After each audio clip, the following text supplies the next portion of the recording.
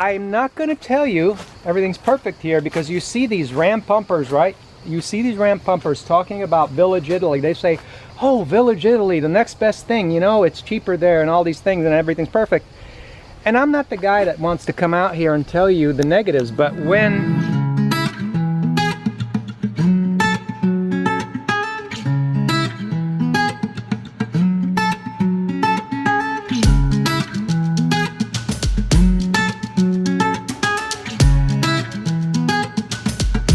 Hey Frank, where's the next big expat gringo foreigner bubble gonna be? Oh yeah, it's gonna be a gringo bubble. Hi, we're Frank and Angie, and if you haven't been to our channel yet, or if this is the first time you've been to our channel, we have lived through retire abroad media and groups, created bubbles, and we follow them around the world. And we outline the aftermath of the consequences to everyone involved in these bubbles. We have plenty of videos where we talk about wonderful things and we showcase the half glass full part of what it's like to live the lifestyle of someone that retires early, whether that's at home or abroad. But we also cover some of the other side of the story. We've been abroad 9 years now. So our convictions in this space stem from a lifelong experience. You know, we've been following this live abroad even before we went abroad. So we also observe and are in touch with. So we're not just observing, but we're in contact and constantly in touch with because of our YouTube channel and because of different activities and websites that we've had. When we go abroad, we're in touch with the participants, which is the expats, the people that retire abroad, that move abroad and live abroad. We don't just talk about our personal experience. We give you a very wide lens of our experience and everyone else's experience that we've come in contact with and that we observe their experience to be. In this video, we'll talk about what we see as the next thing. And I do want to say this. Angelo made Mexican food today. Make sure you get all the filthy, cooked chop. Mexican food in Italy? So Angelo, tell us what is in these huge burritos. Food. Chicken. Chicken. And what else? Chicken. There's chicken. He did some seared peppers. We made some homemade chili powder. He also made homemade tortillas. Homemade enchilada sauce too. Cheese, there's cheese in there, and so they look really yummy. Yeah, we like Mexican food. Was it better than Italian food? Yeah.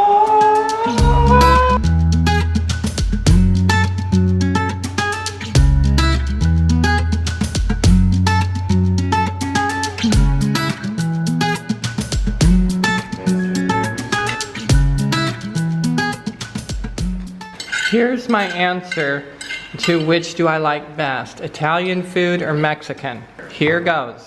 When I'm eating Mexican food, it's the best. But when I'm eating Italian food, it's the best. Incidentally, Colombia has been promoted. They've been pushing Colombia for over 5 years now.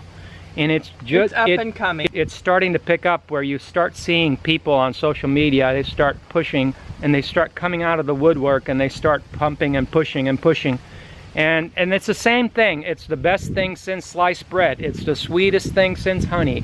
It's the cheapest place in the world. It's everything is wonderful. Everything is beautiful. It's the same thing. There's over. No negatives. Everything everything is is positive. perfect and over and over and over. And then the amount of shill information and the shill websites and just the amount of misinformation out there makes it so that you can't really do a cursory Google search and get any real information. You won't do it. You have to do a deep Google search and spend some real time on it. So.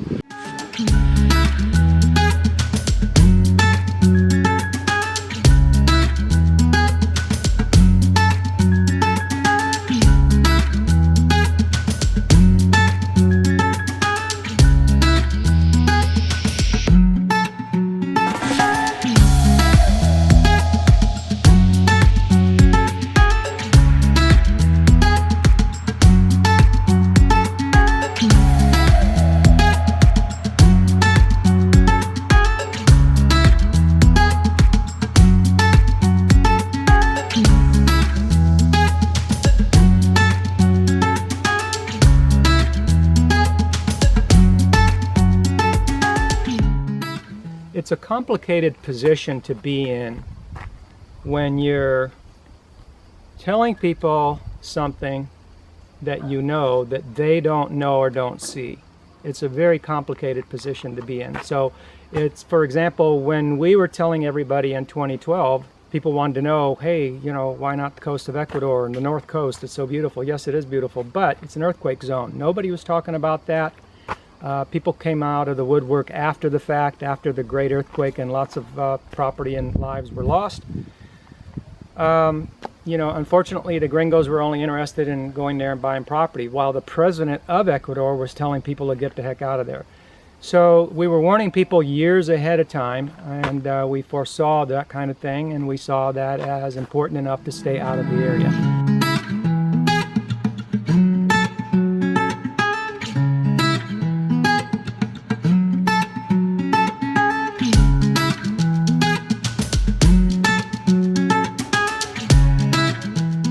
So I just want to say that we don't take these matters lightly. It isn't a joke to us. We don't want to appear as if we're making fun or making light of these issues. They're serious issues, and sometimes we appear to be very serious because they're serious issues. In no way does that mean that there's anything behind that seriousness other than the fact that it is they're serious issues that people need to take seriously. Well, having said that, stop being so serious, Frank. Even so, I'm not going to tell you everything's perfect here, because you see these ram pumpers, right? You see these ram pumpers talking about Village Italy. They say, oh, Village Italy, the next best thing, you know, it's cheaper there and all these things and everything's perfect. And I'm not the guy that wants to come out here and tell you the negatives, but when the Rams are sitting here telling you these things that aren't necessarily accurate, maybe some of it is, but some of it isn't, it seems like somebody's got to do a counter video and say, well, I wasn't going to say anything before. I'm not a negative person. I mean, I like focusing on the glass half full too. But if somebody's going to make videos telling the world at large how everything is just wonderful and perfect, well, somebody's got to pipe up and say, well, you know what, the internet does cut off about 4 or 5 times a day, even in small Village Italy, which people, these Ram magazines, you know, they talk about first world country, this and that, and everything's perfect. Now, I'm not going around saying it's not good. I'm not. I'm just saying, these Rams are saying everything's good. The internet's good, the water's good, this is good, that's good. But our internet cuts out 4 or 5 times a day. I just thought you'd want to know that. And so I think more than ever, now more than ever, it's really important to take a contrarian approach to your live abroad.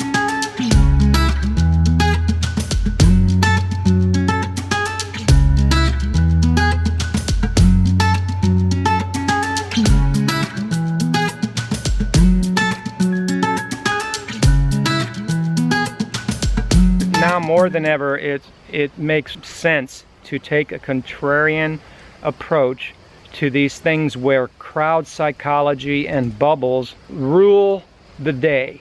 And that's what we've done. You know, we've taken a contrarian approach. And it's a hot August afternoon. I decided to go with totally 100% Italian and not wear a hat in the afternoon heat. The things we do to blend in and go local, huh?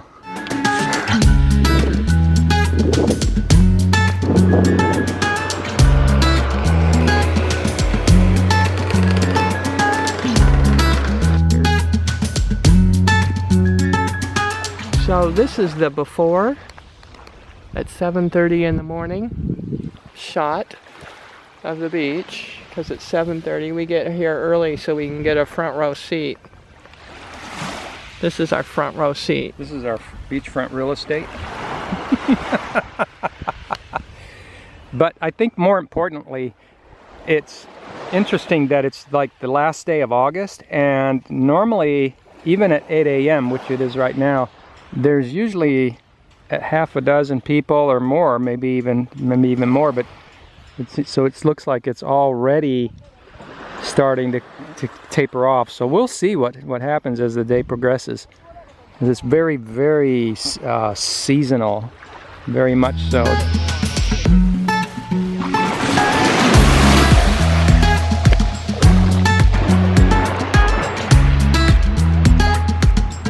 Wow, that's pretty clear.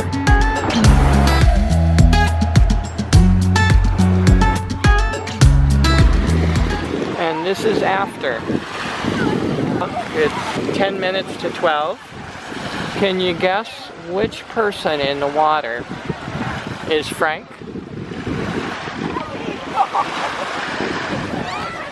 Guess. If you've been following our videos, you will know which person in the water is Frank.